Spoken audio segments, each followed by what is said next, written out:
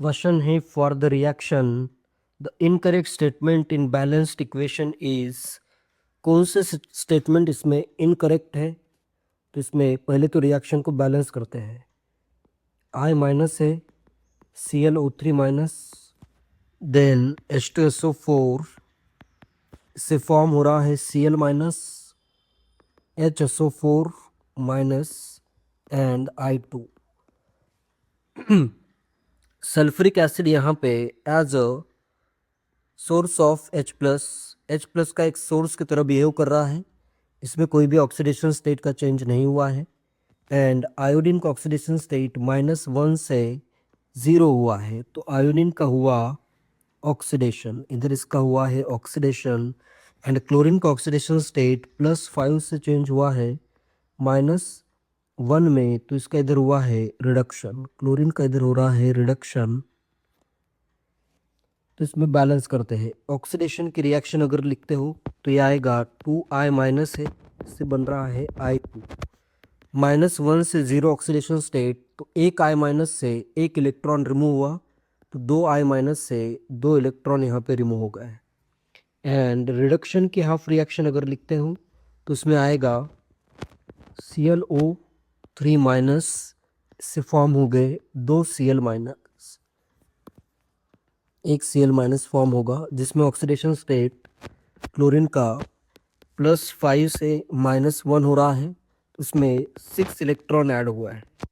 तो अगर 6 electron add करते हो तो यहाँ पे इलेक्ट्रॉन बैलेंस करने के लिए फर्स्ट रिएक्शन को 3 से मल्टीप्लाई करना पड़ेगा और फिर इन दोनों को ऐड करते हैं। सेकंड इक्वेशन 1 से मल्टीप्लाई होगा जिससे दोनों में इलेक्ट्रॉन बैलेंस हो जाएंगे।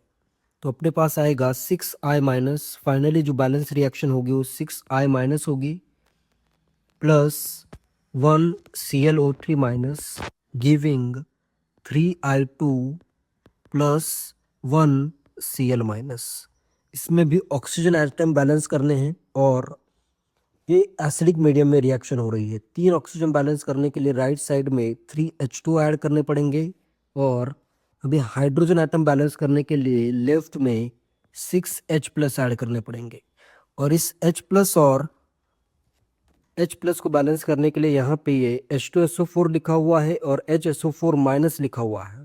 तो इसमें simply H2SO4 is equal to एक H+ एंड एक HSO4 माइनस।